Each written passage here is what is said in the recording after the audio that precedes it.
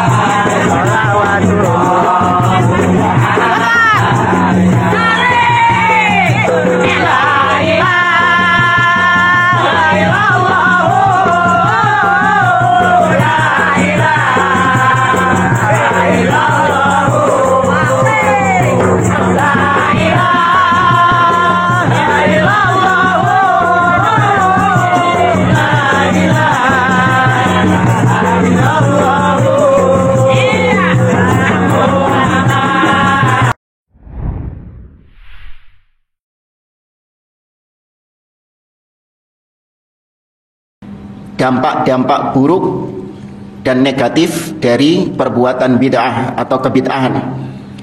Sudah kita sampaikan 3 poin yang dibawakan oleh muallif, yaitu yang pertama, al-bid'ah baridul kufur. Kebid'ahan itu adalah jembatan menuju kekufuran. Kemudian yang kedua, kebid'ahan itu diantara keburukannya al-qawlu 'ala Allahi bighairi ilmin. Pelakunya itu suka berucap tentang Allah tanpa ilmu. Ya, suka berucap tentang agama Allah, baik akidah ataupun ibadah, tapi tanpa dilandasi dengan ilmu. Ya, ini tanpa ada dalil. Karena namanya ilmu adalah qala Allah wa qala Rasul wa ma fahimahu as-sahabah. Ilmu itu adalah apa yang difirmankan Allah, apa yang disabdakan oleh Nabi, dan apa yang dipahami oleh para salaf. Ya, dan ahli bid'ah nggak punya itu semuanya. Kemudian yang ketiga, bughdul mubtadi'ah lis-sunnati wa ahliha. Di antara dampak negatif dari bid'ah yaitu kebencian ahlul bid'ah kepada sunnah dan juga kepada orang-orang yang berpegang dengan sunnah. Nah, ini waqi'. Ini realita yang terjadi, betapa ahlul bid'ah sangat membenci dengan sunnah, membenci ajarannya. Padahal jelas-jelas itu sunnah, tapi dibenci sama mereka. Dan juga orang-orang yang berpegang dengan sunnah otomatis juga dibenci. Kalau nggak salah 4 sudah ya. Amalan bid'ah tertolak. Ini juga sudah kemarin belum? Ayo apa-apa lah sebentar. Raddu amalil mubtadi'. Dampak buruk bid'ah yaitu amalannya tertolak, tidak diterima oleh Allah Subhanahu wa taala. Kalau bid'ah yang besar, maka bisa jadi amalannya itu ditolak seluruhnya. Karena dia termasuk di antara bid'ah mukaffirah, bid'ah yang mengkafirkan. Sebagaimana bid'ahnya orang-orang Qadariyah yang menolak takdir, yang mengatakan al-amru unuf. Semua peristiwa-peristiwa yang terjadi itu terjadi begitu saja. Bukan Allah Subhanahu wa taala yang mentakdirkannya. Ini bid'ah. Tapi bid'ah dalam masalah apa ini? Bid'ah dalam masalah apa? Ibadah atau akidah? Akidah. Bid'ah dalam masalah akidah. Maka apa kata Abdullah bin Umar radhiyallahu taala anhuma ketika ada 2 orang tabi'in yang datang dari Basrah, dari Irak menuju ke Mekah, yaitu Yahya bin Abdurrahman al-Humaid atau Yahya bin Ya'mur dan Humaid bin Abdurrahman al-Himyari. 2 orang tabi'in ini datang menemui sahabat yang masih hidup di zaman itu, di antaranya Abdullah bin Umar Ibnul Khattab radhiyallahu taala anhuma. Bertanya tentang kelompok Qadariyah ini, ahli bid'ah ini. Maka Abdullah bin Umar mengatakan, "Fa idza laqitumuhum fa akhbiruhum anni bari'un minhum wa hum bura'a'u minni." Kalau kalian bertemu lagi sama mereka, maka kabarkan kepada mereka bahwa aku, yaitu Abdullah bin Umar, berlepas diri dari mereka sebagaimana mereka berlepas diri dariku. Kemudian Abdullah bin Umar bersumpah, "Walladzi nafsi biyadi "Lau anna li ahadihim dhahaban mithla Uhudin fa anfaqahu ma qabilallahu minhu hatta yu'mina bil qadar." Demi Allah yang jiwaku berada di tangannya, seandainya salah seorang di antara mereka ini, yakni kelompok Qadariyah ini, memiliki emas sebesar gunung Uhud, kemudian mereka infakkan emas itu, maka Allah tidak akan menerimanya sampai mereka beriman dengan takdir. Berarti yang ditolak semuanya, karena ini termasuk bid'ah yang berat. Adapun bid'ah yang ghairu mukaffirah, maka yang tertolak itu adalah yaitu amalan yang tercampur bid'ah itu di dalamnya. Adapun amalan-amalan lain sepanjang dia memenuhi syarat di atas sunnah, ya maka insya Allah masih diterima oleh Allah Subhanahu wa taala. Nabi SAW bersabda, "Man ahdatha fi amrina hadza ma laysa minhu fahuwa raddun." Barang siapa yang ahdatha, membuat perkara-perkara yang baru, fi amrina, dalam urusan kami. Kata Imam Ibnu Hajar ketika menafsirkan, mensyarah hadis ini di dalam Fathul Barinya, Al-Imam Ibnu Hajar Al-Asqalani mengatakan fi amrina ay fi dinina, dalam agama kami. Berarti jelas di sini Nabi membatasi bid'ah yang tercela itu adalah hanya dalam perkara apa? Perkara urusan agama. Nggak usah melebar kemana-mana. Pesawat bid'ah, HP bid'ah, kamera, ini orang-orang yang jahil yang berbicara seperti, meskipun gelarnya dia ustadz. Fi amrina hadza, dalam urusan agama kami, ma laisa minhu, apa-apa yang bukan termasuk di dalamnya, yakni yang perkara yang baru ini bukan termasuk di dalam agama tersebut, fahuwa raddun, maka dia tertolak. Baik, ada syubhat dari ahli bid'ah. Sebenarnya pernah kita singgung, cuman sudah lama, berapa bulan yang lalu. Anak dewi lali wesan, apalagi antum mungkin, wallahu a'lam. Ya. Kata-kata Nabi tadi, ma laisa minhu, apa-apa yang bukan bagian dari agama. Ya, bid'ah, ma laisa minhu, apa-apa yang bukan bagian dari agama tersebut, maka tertolak. Maksudnya bukan bagian dari agama, bukan termasuk di dalam agama, yakni tidak ada sesuatu yang bisa memasukkan dia ke dalam bagian agama itu. Nah, maka ini tertolak. Seperti kata mereka, bid'ah-bid'ah yang tidak ada bagian agamanya, tidak ada dalilnya sama sekali. Maka itu yang tertolak. Karena mafhum mukhalafah, pemahaman terbalik dari ayat, dari hadis ini, man ahdatsa fi amrina hadza, barang siapa yang membuat perkara baru dalam agama, ma huwa minhu, apa-apa yang termasuk bagian dari agama, ini pemahaman terbaliknya, fahuwa ghairu raddin, maka dia tidak tertolak. Yang tertolak itu kalau tidak termasuk bagian agama. Paham syubhatnya di situ? Saya ulangi.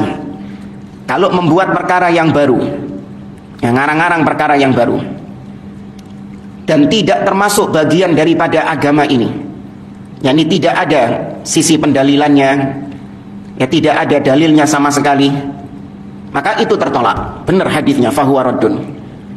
Tapi mafhum mukhalafah, pemahaman terbalik dari hadis ini, kalau membuat perkara baru dalam agama, tapi itu masih bagian daripada agama, maka tidak tertolak dong.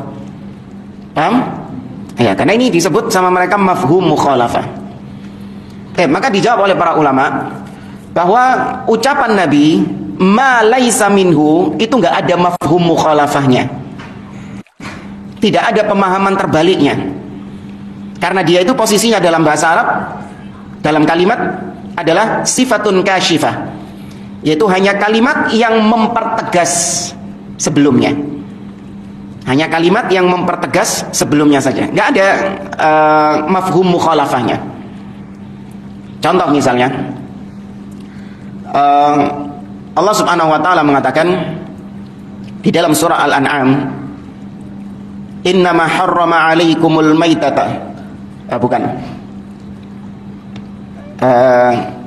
Sesungguhnya innama harrama rabbiyal fawahisha ma dhahara minha wa ma batan wal ithma wal baghya bighairil haqq wa an tusyriku billahi ma lam yunazzil bihi sultana wa an taqulu 'ala Allahi ma la ta'lamun.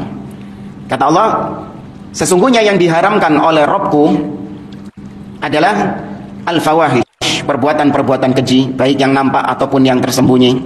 Wal itsma, perbuatan dosa. Wal baghya, melampaui batas tanpa hak. Wa an tusyriku billah, berarti kan kata-kata Allah di sini. Yang dilarang oleh Allah adalah engkau berbuat syirik. Ya, engkau berbuat syirik kepada Allah. Ma lam yunazzil bihi sultana, yaitu apa-apa yang Allah tidak menurunkan keterangan tentangnya. Berbuat syirik dengan apa-apa yang Allah nggak pernah menurunkan keterangan, penjelasan tentang perbuatan syirik itu. Coba antum pakai mafhum mukhalafah ayat tadi. Berarti kalau Allah menurunkan keterangannya, maka tidak termasuk syirik dong. Tahu kan ya? Ya, maka sama seperti hadis ini, malam yunazzil bihi sultana, itu hanya memperjelas syiriknya. Bukan terus kemudian dijadikan syarat. Syirik itu adalah kalau Allah tidak pernah menjelaskan itu syirik. Ya, Allah tidak pernah menjelaskan bahwa itu syirik. Karena tidak ada sesuatu yang dijelaskan sama Allah bahwa itu syirik, oh berarti boleh dikerjakan, enggak?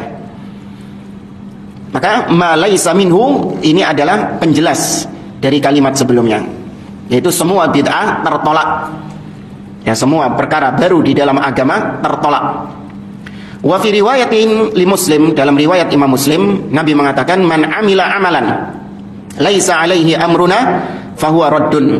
Barang siapa yang mengamalkan suatu amalan, ya, laisa alaihi amruna, yang bukan termasuk atau bukan dibangun di atas perkara kami, yaitu perkara kami tadi apa? Agama, perintah kami, fahuwa raddun, maka tertolak. Hadis yang kedua ini, itu karena sebagian orang ketika dibawakan hadis ini mengatakan, oh saya kan bukan yang mengarang, ya, saya ini cuma mengamalkan saja. Maka dijawab dengan hadis yang pertama. Yang mengarang, yang mengadakan pertama kali itu terkena dengan hadis yang pertama tadi, man ahdatsa, barang siapa yang membuat perkara baru. Jadi buat kreatornya yang mengarang. Sedangkan yang mengikuti, yang mengamalkan, meskipun bukan dia pencetusnya, maka kena hadis yang kedua, man amila amalan, semua yang mengamalkan, baik dia yang mencetuskannya atau dia cuman ikut-ikutan saja. Poin yang kelima, su'u akibatil mubtadi'. Poin yang kelima di antara dampak buruk kebid'ahan yaitu kesudahan yang jelek, kesudahan yang buruk dari para pelaku bid'ah. Ending yang jelek, bad ending. Lianna syaitan yuridu an yakfara bil insan fi uqbatin min iddati uqubat. Kalau di terjemahnya itu diterjemahkan apa? Nggak ada yang bawa terjemahannya? Hah? Ada? Oh itu. Poin yang kelima diterjemahkan apa itu? Nggak, judulnya apa? Oh ya, buruknya akhir hidup ahli bid'ah. Ya, artinya kesudahan yang jelek. Ya, kesudahan yang buruk dari ahli bid'ah. Kenapa demikian? Kata beliau, karena syaitan dia itu menginginkan, setan ini menginginkan untuk bisa menang melawan manusia, bisa mengalahkan manusia dengan berbagai macam cara dari cara-cara yang dilakukan oleh syaitan. Sebenarnya caranya banyak setan ini untuk mengalahkan manusia. Ini iblis ketika berjanji kepada Allah, qala fa bi'izzatika la ughwiyannahum ajma'in. Ya Allah, demi keagunganmu, ya aku akan menyesatkan mereka semuanya. Ya, dalam ayat yang lain di surah Al-A'raf, iblis mengatakan, "Tsumma la'atiyannahum min baini aydihim wa min khalfihim wa an aymanihim wa an syama'ilihim wa la tajidu aktsarahum syakirin." Sungguh aku akan datangi mereka dari arah depan, dari belakang, dari kanan dan dari kiri, dan kau tidak akan mendapati kebanyakan mereka ini bersyukur kepadamu ya Allah. Kata Abdullah bin Abbas, maksud iblis menyesatkan manusia dari depan adalah yaitu dijadikan manusia itu lupa dengan akhiratnya. Karena namanya akhirat itu di mana? Di depan. Apa yang ada di depan? Ya sopo jarengko, surga neraka iku sopo jarengko wis. Yang penting sekarang kita hidup di dunia ini, dijadikan lupa dengan akhiratnya. Kemudian dari arah belakang, maksudnya dari arah belakang adalah apa yang kita tinggalkan. Kalau sekarang, dunia, maksudnya arah belakang ini dunia, karena dunia ada di belakang kita, kita tinggalkan. Nah, tapi setan datang dari arah belakang, yaitu membuat kita ini nyaman, betah, seakan-akan kita ini hidup 1000 tahun di dunia ini. Kemudian dari arah kanan, setan menyesatkan, iblis menyesatkan manusia dari arah kanan. Kata Abdullah bin Abbas, maksudnya apa? Dari sisi syubhat. Ya, kata Abdullah bin Abbas, dari arah kanan maksudnya akan mendatangkan syubhat, kerancuan-rancuan dalam beragama. Dan sedangkan dari kiri maksudnya dengan lawannya syubhat apa? Asyahwat. Ya, dengan syahwat. Tapi ini langkah-langkah syaitan atau trik-trik syaitan untuk menyesatkan manusia. Dan syaitan gak peduli mana di antara cara ini yang berhasil, pokoknya menang melawan manusia. Al-uqbatul ula asyirku billah. Tujuan yang pertama kali diinginkan oleh syaitan kepada manusia adalah agar manusia berbuat syirik kepada Allah Subhanahu wa taala. Itu tujuan terbesarnya. Jatuh dalam kesyirikan, jatuh dalam kekufuran. Fa in naja al-'abdu min hadhihi al-'uqbah talabahu syaitan ala 'uqbatil bid'ah. Kalau ternyata dilihat orang ini, kuat tauhidnya ini. Ya, orang ini sangat kuat memegang tauhid. Ya, enggak bisa dia digoyang tauhidnya ini. Dikasih syubhat, tauhidnya tetap dia berpegang dengan tauhid, enggak beralih ke syirik. Dilihat, digasak dari sisi syahwat, tauhidnya tetap kencang dia ini. Ya, karena ada orang-orang yang tauhidnya rapuh ketika disikat dari sisi syubhat. Ketika disikat dari sisi syahwat juga rapuh dia. Berapa banyak orang-orang yang awalnya dia tauhidnya kuat, cuman karena gara-gara urusan harim misalnya, rela untuk menanggalkan tauhidnya. Ya, ketika mungkin ditolak, apalagi kalau di Indonesia ini cinta ditolak. Alhamdulillah. Bahkan ini seperti ini orang-orang Arab jahiliyah nggak melakukannya, jamaah. Orang-orang yang berbuat syirik di zaman sekarang lebih bodoh, lebih gilani, lebih jijik daripada orang-orang musyrikin Quraisy. Orang-orang musyrikin Quraisy ketika ditimpa musibah, mereka mintanya kepada siapa? Allah. Fa idza raqibu fil fulki da'u Allah mukhlishina lahuddin falamma najjahum ilal barri idzahum yusyrikun. Mereka ketika diombang-ambingkan di atas laut, ya di atas kapal, mereka minta kepada Allah, da'awullah, berdoa kepada Allah dengan ikhlas, nggak berbuat syirik. Mereka baru berbuat syirik ketika dalam kondisi aman. Ya, tapi orang-orang zaman sekarang ditimpa musibah, berbuat syirik kepada Allah. Bahkan musibahnya adalah musibah-musibah urusan syahwat. Ya, cinta ditolak, dukun bertindak, naudzubillah. Kalau seorang hamba itu berhasil, selamat dari jebakan syaitan ini, maka setan beralih ke cara berikutnya, yaitu dibujuk supaya orang ini jatuh dalam kebid'ahan, supaya hamba ini jatuh dalam bid'ah. Wa hadza yu'akkadu annal bid'ah akhtaru minal ma'asi. Dan ini semakin menguatkan statement kita sebagaimana yang kita sampaikan, bahwasanya bid'ah itu lebih berbahaya daripada maksiat. Karena buktinya setan lebih mendahulukan bid'ah daripada maksiat. Ketika dibujuk dengan bid'ah, ternyata orang ini masih kuat berpegang dengan sunnah, nah baru setan beralih ke cara berikutnya. Apa itu? Maksiat. Walihada qala Sufyan Ats-Tsauri rahimahullah ta'ala. Oleh karenanya seorang ulama tabi'in yang bernama Imam Sufyan Ats-Tsauri rahimahullah mengatakan, al-bid'atu ahabbu ila iblis minal ma'siyah, fa innal ma'siyah yutabu minha wal bid'ah la yutabu minha. Sesungguhnya bid'ah lebih dicintai oleh iblis daripada maksiat. Karena maksiat masih ada harapan pelakunya untuk bertobat, mudah pelakunya untuk bertobat, sedangkan bid'ah susah pelakunya untuk bertobat. Dan iblis senang ya orang-orang yang susah bertobat itu. Wa hadza fil ghalib, ini hukum secara umum. Ucapan Sufyan Ats-Tsauri tadi itu hukum secara umum. Wallahu azza wa jalla yahdi man yasha ila siratin mustaqim. Namun hidayah tetap dikembalikan kepada Allah Terkadang kita dapati oknum-oknumnya, kasus-kasusnya, ada pelaku bid'ah yang mudah bertobat kepada Allah, dan ada juga pelaku maksiat yang susah bertobat kepada Allah. Ada. Tapi ini hukum secara umum bahwa bid'ah itu lebih susah untuk bertobat daripada maksiat. Poin yang keenam, in'ikasu fahmil mubtadi'. Di antara dampak buruk bid'ah adalah terbaliknya pemahaman pelaku bid'ah.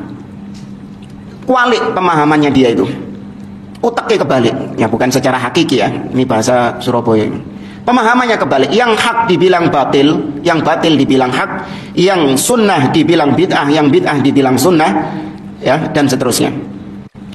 Fayaral hasanata sayyi'atan was sayyi'ata hasanatan was sunnata bid'atan wal bid'ata sunnatan. Dia memandang kebaikan, ada perkara yang baik, tapi dia melihatnya itu sebagai sebuah keburukan. Dan ada suatu keburukan, tapi dipandang sama dia adalah kebaikan. Ketika Anda melihat ada seorang dai, seorang ustadz, ya dia ini lantang, vokal, mencaci maki pemimpin kaum muslimin, menghasut rakyat untuk membenci kepada pemimpin kaum muslimin, ya, atau bahkan ya, mengatakan bahwasanya presiden itu seperti Fir'aun, naudzubillah. Ya, ini keburukan atau kebaikan? Keburukan. Tapi bagi ahli bid'ah itu kebaikan. Ya, dianggap bahwasanya ini ulama yang sejati, berani menyuarakan kebenaran. Ya, yang hak dikatakan hak, yang batil dikatakan batil. Ya, dia nggak peduli dengan jabatan-jabatan duniawi. Sedangkan kebalikannya, ada seorang dai, seorang ustadz yang senantiasa menjaga lisannya, tidak gemar atau tidak mencaci maki pemimpin kaum muslimin, bahkan senantiasa mendoakan kebaikan bagi pemimpin kaum muslimin, tidak mengumbar aib pemimpin kaum muslimin, menghormati pemimpin kaum muslimin. Dianggapnya ini kebaikan atau keburukan tadi yang kedua? Kebaikan. Tapi ahli bid'ah menganggapnya sebagai keburukan. Dasar penjilat penguasa, dasar ustadz-ustadz rezim, ya, dasar antek-antek rezim. Terjadi nggak? Ini kualiknya utaknya ahli bid'ah. Keburukan dianggap kebaikan, kebaikan dianggap keburukan. Yang bid'ah dianggap sunnah, yang sunnah dianggap bid'ah. Ini cuma satu contoh saja masalah pemimpin kaum muslimin. Kita dapati banyak seperti itu. Ya, ketika kita menjelaskan usul akidah, salah satu pokok akidah ahli sunnah, yaitu wajibnya mendengar dan taat kepada penguasa kaum muslimin, ya dituduh bahwasanya kita ini tadi penjilat, ya kita ini digaji sama penguasa dan seterusnya. Ya, sedangkan mereka yang rajin mencaci maki pemimpin, demo turun ke jalan mencaci maki pemimpin, dianggap sebagai mujahid, ya dianggap sebagai panglima mujahid dan seterusnya. Naudzubillah. Ini kebalikan. Fan Hudzaifah ibn al-Yaman radhiyallahu anhu qal, dari Hudzaifah ibn al-Yaman radhiyallahu taala anhu, salah seorang sahabat Nabi sallallahu alaihi wasallam, beliau mengatakan, wallahi, dengan sumpah, kata beliau, la tafshuwannal bid'ah hatta idza turika minha syai'un qalu turikatis sunnah. Kata Hudzaifah, yang kata para ulama, Hudzaifah adalah seorang yang banyak mengetahui rahasia-rahasia Nabi SAW, dan sahabat yang suka bertanya kepada Nabi tentang perkara-perkara yang buruk. Sebagaimana Hudzaifah sendiri mengatakan, kanan nas yas'aluna Rasulullah sallallahu alaihi wasallam 'anil khair wa kuntu as'aluhu 'an syarr makhafata ayyudrikani. Dahulu para sahabat sukanya bertanya kepada Nabi tentang hal-hal yang baik. Tapi kalau aku spesialis tanya yang jelek-jelek, perkara-perkara fitnah yang terjadi. Karena aku khawatir perkara buruk itu akan menimpa diriku. Nah, salah satunya ini Hudzaifah ibn al-Yaman mengatakan, sungguh bid'ah-bid'ah ini akan tersebar. Ini sahabat yang berbicara, namun tidak disandarkan kepada Nabi, langsung ucapannya sendiri. Berarti bisa dipahami bahwa para sahabat ini sebenarnya mendapatkan informasi ini dari siapa? Dari Nabi. Karena ini perkara gaib, ya kan? Perkara yang akan terjadi di masa yang akan datang. Dikabarkan sama seorang sahabat yang nggak dapat wahyu. Kok iso? Apa maksudnya jamaah? Kok bisa dia? Ini dia akan Hudzaifah ibn Yaman mengabarkan sesuatu yang terjadi di masa yang akan datang. Sungguh bid'ah-bid'ah ini akan tersebar Sehingga ketika ada kebid'ahan yang ditinggalkan, manusia akan mengatakan, sungguh sunnah telah banyak ditinggalkan oleh manusia. Ini perkara yang terjadi di masa yang akan datang, diucapkan oleh seorang sahabat. Berarti bisa dipahami bahwa sahabat ini nggak mungkin berucap dengan hawa nafsunya juga, tapi pasti dasarnya dia itu karena informasi dari siapa? Dari Nabi SAW. Cuman nggak disebutkan sama dia qala Rasulullah SAW, tidak. Ya, maknanya dari Nabi, tapi kalimatnya dari sahabat itu. Ya, maka ini disebut dengan hadis mauquf atau athar. Ya, disebut dengan hadis mauquf atau athar. Sama seperti ucapan Abdullah bin Abbas ketika menafsirkan wasi'a kursiyuhus samawati wal ard. Al-kursi ditafsirkan apa oleh Abdullah bin Abbas? Al-kursi ditafsirkan apa sama Abdullah bin Abbas? Nggak mungkin nggak tahu. Nah, kursi ditafsirkan apa sama Abdullah bin Abbas? Apa kursi itu? Sering diulang-ulang dalam pembahasan akidah. Arsy itu. Kursi. Hah? Nah, maudhi'ul qadamain, tempat kedua kaki Allah Subhanahu wa taala. Masa baru dengar sama? Hah? Baru dengar? Enggak ya? Ya sudah banyak kok. Antum cek di kitab-kitab tafsir dan juga di penjelasan kitab-kitab akidah yang membahas sifat-sifat Allah juga banyak. Abdullah bin Abbas mengucapkannya tanpa disandarkan kepada Nabi. Nggak mungkin dong Abdullah bin Abbas tahu kursi itu artinya adalah maudhi'ul qadamain kalau bukan dari siapa? Nabi SAW. Karena ini perkara gaib, dan perkara gaib nggak bisa dengan ijtihad, harus dengan wahyu. Abdullah bin Abbas nggak dapat wahyu, maka bisa dipahami bahwa dia mendapatkan informasi itu dari Nabi SAW. Bid'ah akan tersebar, sehingga ketika ada bid'ah yang ditinggalkan sedikit saja, maka orang-orang akan mengatakan, wah, sunnah kok ditinggalkan. Ya. Dan orang-orang merasa heran ketika ada bid'ah yang ditinggalkan itu, manusia merasa heran. Karena inilah sudah tersebarnya, maraknya bid'ah-bid'ah tersebut. Dan ini kejadian. Seperti misalnya ada seorang yang kepaten istilahnya. Ada keluarganya yang meninggal. Ya sudah, setelah selesai dimakamkan, selesai. Nggak ada kegiatan 7 hari, 40 hari, setahun, 40 tahun. Bukan. Ya sudah, setelah selesai nggak ada 7 hari 7 harian. Apa cari tonggo-tonggo? Kok ngubur kucing? Saya jawab, padahal itu yang sunnah. Sehingga ketika ada bid'ah yang ditinggalkan, mereka akan nyinyir, mencibir dengan mengatakan, kok ngubur kucing aja. Selesai ngubur sudah, nggak ada apa-apa lagi. Ya sudah, memang itu sunnah tuntunan Nabi. Justru apa yang tersebar selama ini itu adalah bid'ah. Ketika ada bayi yang dilahirkan, nggak diadani sama bapaknya, nggak diadani sama bapaknya. Ya, ini perawat-perawat yang di rumah sakit bingung semua ini, ya kan? Bingung semua, kok nggak diadani sih? Padahal yang memang seperti itu aturannya, seperti itu yang diajarkan Nabi SAW. Hadis-hadis yang datang tentang mengadzan bayi disebutkan dhaif oleh para ulama. Nah, kemudian yang ketujuh, ada muqabuli syahadatil mubtadi'. Di antara keburukan bid'ah yaitu persaksian ahli bid'ah tidak diterima, dan juga periwayatan ahli bid'ah tidak diterima. Ya, persaksian ahli bid'ah ketika dalam pengadilan misalnya, ketika ada ahli bid'ah yang bersaksi, itu secara asal tidak diterima. Demikian juga dalam hadis, dalam ilmu hadis, ahli bid'ah itu riwayatnya tidak diterima secara asal. Ya, tapi kalau kita dapati ada perawi-perawi yang dia ini ahli bid'ah, maka itu dipahami bahwa bid'ahnya itu adalah bid'ah yang ringan, bukan bid'ah-bid'ah yang besar. Kalau bid'ah yang besar tidak diterima, dan itu yang menyebabkan hadisnya menjadi hadis lemah, hadis dhaif, karena ada perawi yang ahli bid'ah dengan bid'ah yang besar. Kata beliau, faqad ajma'a ahlul ilm minal muhaddithin wal fuqaha'i wa ashabil usul ala anna al mubtadi' alladhi yukaffar bi bid'atihi la tuqbal riwayatuhu. Para ulama telah sepakat bahwasanya ahli bid'ah yang dikafirkan karena bid'ahnya, berarti bid'ah yang besar ini, maka tidak diterima periwayatan hadisnya. Kalau ada namanya dia, wes hadisnya pasti dhaif.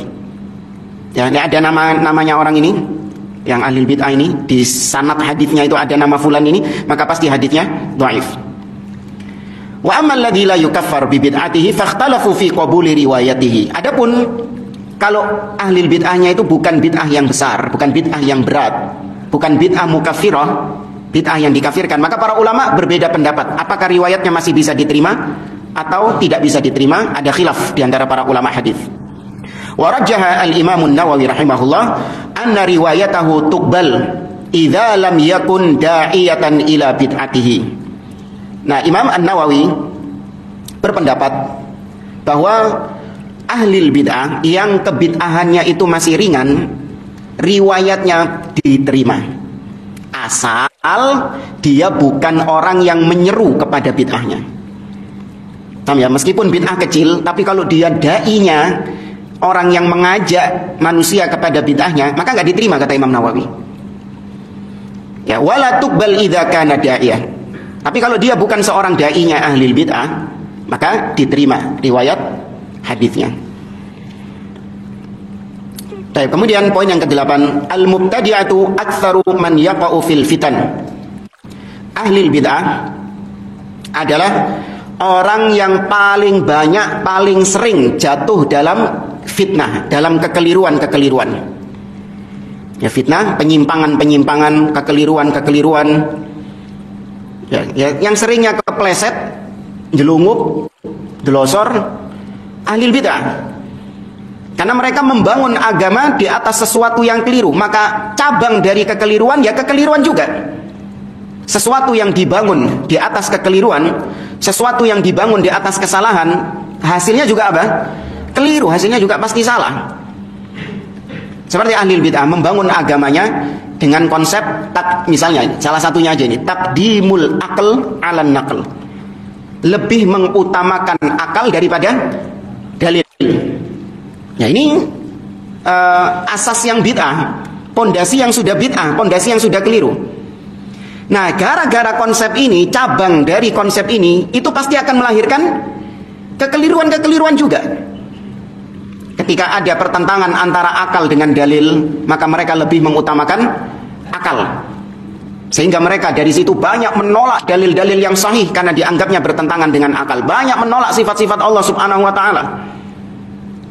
Ya, maka kaidahnya segala sesuatu yang dibangun di atas kekeliruan pasti hasilnya juga keliru.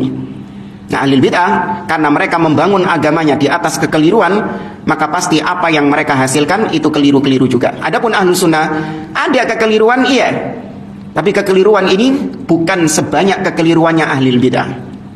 Kekeliruan-kekeliruan yang wajar, kekeliruan-kekeliruan yang sifatnya manusiawi, kalau itu terjadi pada ahlu sunnah. Yang namanya manusia, kullu bani Adam khata'. Semua manusia pasti ada salahnya. Namun ahlu sunnah kekeliruannya itu ketika diperingatkan, ya ketika dinasehati, maka dia kembali kepada jalan yang benar. Kata beliau, wa qad hadzarallahu azza wa jalla minal fitan. Allah memperingatkan hamba-hambanya dari fitnah, ya dari penyimpangan, dari kekeliruan. Faqal, Allah mengatakan, wattaqu fitnatan la tusibanna alladhina zalamu minkum khassah wa'lamu annallaha syadidul iqab. Kata Allah, dan takutlah kalian, hati-hati kalian terhadap fitnah yang tidak hanya menimpa orang-orang yang zalim saja di antara kalian. Maksudnya menimpa orang-orang yang beriman juga. Wa'lamu, ketahuilah sesungguhnya Allah maha keras siksanya. Allah juga mengatakan, falyahdharil ladzina yukhalifuna an amri an tusibahum fitnah aw yusibahum adzabun alim. Hendaklah orang-orang yang menyelisihi perintah nabinya. Menyelisihi perintah nabi ini berarti jatuh dalam perbuatan apa? Bid'ah. Karena perintah nabi itu sunnah. Ya, kata Allah di dalam surat An-Nur ayat yang ke-63. Nah. Ya, maka hendaklah orang-orang yang menyelisih perintah nabinya ini agar mereka waspada. Kalau Allah timpakan fitnah kepada mereka, Allah timpakan musibah, bala, ya, dan juga atau ditimpakan di akhirat adzabun alim, siksa yang pedih. Nah, ini ayat dibawakan oleh Imam Malik rahimahullah. Kisah yang masyhur, ada orang yang mau melakukan ihram. Dari mana orang ini mau melakukan ihramnya? Dari Masjid Nabawi. Kemudian kata Imam Malik, la taf'al fa inni akhsha 'alaikal fitnah. Jangan. Kalau kau melakukan itu, aku khawatir kau akan jatuh dalam kekeliruan. Dan kalau kau jatuh dalam kekeliruan, kau tertimpa fitnah, yaitu musibah. Maka orang ini ngayal, wa ayyu fitnah? Kekeliruan apa? Penyimpangan apa? Fitnah apa?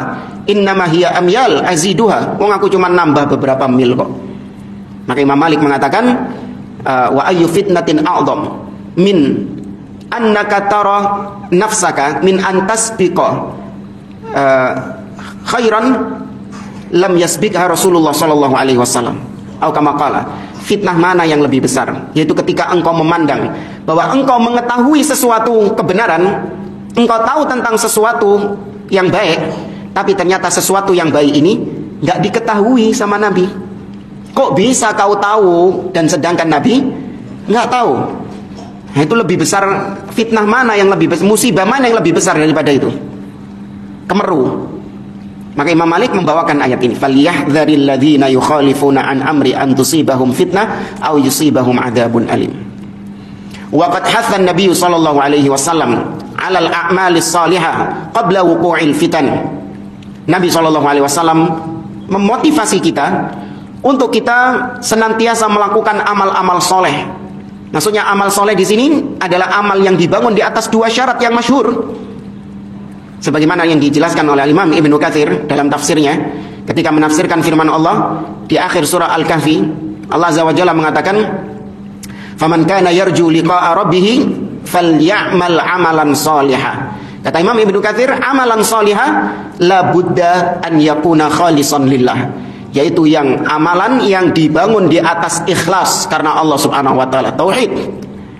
Sawaban li syariati Muhammad sallallahu alaihi wasallam, yaitu amalan yang sesuai dengan tuntunan Nabi Muhammad sallallahu alaihi wasallam.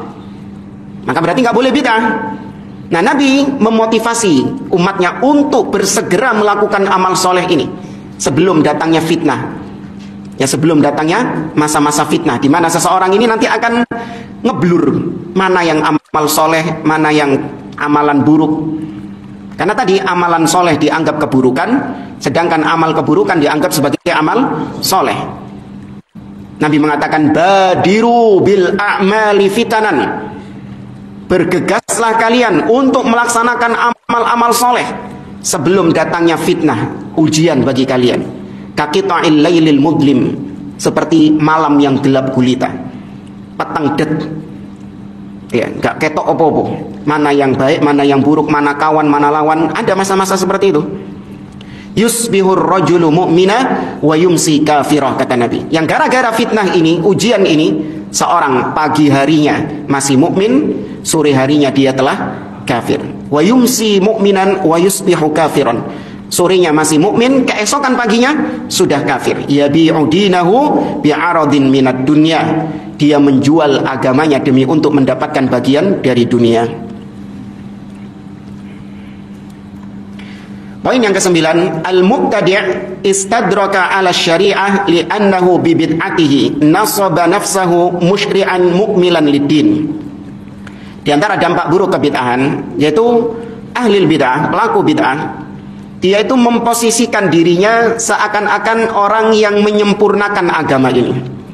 Ya, dia datang ke dunia ini untuk menyempurnakan agama. Disadari atau tidak, ya seperti itu. Dia memposisikan dirinya seolah-olah dia ini menyempurnakan agama ini. Ya, maksudnya menyempurnakan syariat Nabi SAW. Karena kalau dikatakan menyempurnakan agama bagi individu-individu orang, yaitu nikah. Nah, iya kan? Ya, faqad istakmala nisfa dini. Barang siapa yang menikah, dia menyempurnakan setengah agamanya. Maksudnya setengah agamanya ini yaitu orangnya secara perorangan, bukan menyempurnakan ajaran agamanya, enggak. Antum mau rabi 4 juga agamanya tetap gitu. Baik. Kalau di situ diterjemahkan apa itu? Ahli pelaku bid'ah. Poin 9. Membuat tambahan. Ya. membuat tambahan, atau mukmilan, bisa juga mukmilan lebih tepat, menyempurnakan, penyempurna agama. Wallahu azza wa jalla qad akmala din wa atamman ni'mah. Padahal Allah azza wa jalla sudah menyempurnakan agama ini dan sudah mencukupkan bagi umat Islam nikmat-nikmatnya. Allah subhanahu, Allah berfirman, al-yawma akmaltu lakum dinakum wa atmamtu alaikum ni'mati wa raditu lakum al-islama dinan. Pada hari ini telah aku sempurnakan bagi kalian agama kalian, dan aku cukupkan nikmatku atas kalian, dan aku ridhoi Islam sebagai agama kalian. Kata Imam Ibnu Katsir ketika menafsirkan ayat ini, beliau mengatakan, hadhihi akbaru ni'amillahi ta'ala ala hadhil ummah. Ayat ini adalah nikmat terbesar yang Allah berikan kepada umat ini. Haitsu akmala ta'ala lahum dinahum, yaitu ketika Allah menyempurnakan bagi umat Islam ini agama mereka. Kemudian kata beliau, fala yahtajuna ila dinin ghaira dinihim. Maka umat Islam sejak ayat ini turun tidak lagi membutuhkan agama lain selain agama mereka sendiri. Wala ila nabiyyin ghaira nabiyihim, dan tidak membutuhkan nabi lain selain nabi mereka sallallahu alaihi wasallam. Wala ila fala halala illa ma ahallahu, tidak ada lagi yang halal kecuali yang telah dihalalkan oleh nabi. Wala harama illa ma harramahu, tidak ada lagi yang haram kecuali yang telah diharamkan oleh nabi. Wala dina illa ma syara'ahu, dan tidak ada lagi agama kecuali apa yang telah disyariatkan oleh Nabi sallallahu alaihi wasallam.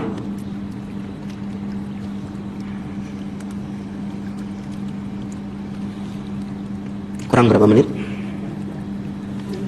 7 menit. Baik, poin yang ke-10, al-mubtadi' yaltabisu alaihi al-haqqa bil batil. Li'anna al-ilma nurun yahdillahu bihi man yasha' min ibadihi. Wal mubtadi' hurimat taqwa allati yuwaffaq sahibuhu li isabatil haqq. Keburukan bid'ah yang ke-10 adalah, yaitu pelaku bid'ah, ahli bid'ah itu dia ini rancu antara hak dan batil. Ya, dia ini rancu, apa ya? Ya, bimbang antara hak dan batil, itu nyampur kabeh itu loh. Apa ya? Ya apa ngomong ya? Yaltabis, apa kalau di situ? Iya, nggak bisa bedakan antara hak dan batil. Soalnya nyampur kabeh. Nyampur semuanya. Li'annal ilma nurun, karena ilmu, yakni qala Allah qala Rasul, yaitu ilmu syar'i, kata beliau, itu adalah cahaya, ibarat cahaya yang dengannya Allah azza wa jalla memberikan petunjuk kepada siapa yang Allah kehendaki. Nah, ahli bid'ah gak entuk cahaya ini. Dia nggak dapat cahaya ini. Jadi kalau nggak dapat cahaya berarti apa? Peteng. Kalau peteng gini nyampur semua, mana yang jurang, mana yang jalan, nggak perlu deh. Ya, mana yang baik, mana yang buruk, mana yang enak, mana yang nggak enak, mana kawan, mana lawan, nggak tahu karena gelap. Ya, maka cahaya ini hanya Allah berikan kepada siapa yang Allah kehendaki. Sedangkan ahli bid'ah nggak dikasih cahaya ini sama Allah azza wa jalla. Allah berfirman di dalam surah An-Nahl ayat 89, kata Allah, ya ayyuhalladzina amanu in tattaqullaha yaj'al lakum furqanan wa yukaffir ankum sayyi'atikum wa yaghfir lakum wallahu dzul fadlil azim. Wahai orang-orang yang beriman, bertakwalah kalian apabila kalian bertakwa kepada Allah, yaj'al lakum furqanan, Allah jadikan bagi kalian furqan. Apa furqan? Pembeda. Allah, di antara nikmat dari Allah subhanahu wa ta'ala, antum bisa membedakan antara hak dan batil, sunnah dan bid'ah. Itu nikmat luar biasa dari Allah. Dan antum melihat sebagian orang tersiksa, jamaah, nggak bisa membedakan hak dan batil ini, tersiksa hidupnya dia, lontang lantung nggak jelas, ya mencelok sana mencelok sini, nggak jelas. Ya, ketika antum bisa membedakan, diberi taufik oleh Allah, bisa membedakan antara hak dan batil, antara sunnah dan bid'ah, syukuri itu. Itu nikmat dari Allah subhanahu wa ta'ala. Kemudian wa yukaffir ankum sayyi'atikum, kalau kalian bertakwa kepada Allah, Allah berikan kepada kalian furqan. ya pembeda, dan Allah akan mengampuni, akan menggugurkan dosa-dosa kalian dan akan mengampuni dosa kalian. Sesungguhnya Allah memiliki karunia yang agung. Bahaya yang ke-11, al-mubtadi' yahmilu ithmahu wa ithma man tabi'ahu. Ahli bid'ah akan memikul dosa dia dan dosa orang-orang yang mengikutinya. MLM. MLM dosa. Fa'an Abi Hurairah radhiyallahu anhu anna Rasulullah sallallahu alaihi wasallam qala, dari Abu Hurairah radhiyallahu taala an, bahwasanya Nabi sallallahu alaihi wasallam bersabda, man da'a ila huda kana lahu minal ajri mithlu ujuri man tabi'ahu la yanqusu dzalika min ujurihim syai'a. Barang siapa yang mengajak, man da'a ila huda, mengajak kepada petunjuk, mengajak kepada kebenaran, maka dia akan mendapatkan pahala dan juga pahala orang-orang yang mengikutinya tanpa mengurangi pahala mereka sedikit pun. Ini yang mengajak kepada kebenaran, mengajak kepada petunjuk. Wa man da'a ila dhalalah, sebaliknya barang siapa yang mengajak kepada dhalalah, mengajak kepada kesesatan, kullu bid'atin dhalalah, berarti bid'ah masuk di sini. Jangan nanti terus mereka protes. Mana Ustaz? Di sini tidak ada kata-kata man da'a ila bid'ah. Barang siapa yang mengajak kepada bid'ah, itu dhalalah, itu lebih umum lagi daripada bid'ah. Ya, barang siapa yang mengajak kepada dhalalah, kana alaihi minal ithim mithlu atham man tabi'ahu la yanqusu dzalika min athamihim syai'an. Maka dia akan mendapatkan dosa dia dan dosa orang-orang yang mengikutinya tanpa mengurangi dosa mereka sedikit pun. Naudzubillah. Baik, fokus jamaah. Inilah di antara baiknya ar-rudud, bantahan, membantah ahli bid'ah. Ketika ahlus sunnah membantah ahli bid'ah, jangan dianggap jahat. Orang-orang awam itu ketika ngelihat ada fulan membantah fulan, dianggapnya ini jahat. Tuh kok cek jahat ini, dibantah dulu. Padahal bukan kejahatan, itu justru kebaikan. Pernah kita bahkan orang yang sudah meninggal pun tetap kita bantah pemikirannya. Kenapa antum lihat para ulama sekarang masih membantah pemikirannya Sayyid Qutb misalnya? Ada Sayyid Qutbnya di mana sekarang? Sudah meninggal lama. Orang-orang awam ngelihat, wong wis mati, tetap dibantah-bantah itu. Wis mati wong iki. Loh iya, orangnya sudah mati, sudah meninggal. Orangnya sudah wafat rahimahullah, Muslim Sayyid Qutb sudah wafat. Tapi apakah pemikirannya dia, karya-karyanya dia, kesesatan-kesesatannya dia masih ikut mati juga? Enggak sih, bergentayangan sih urip ya.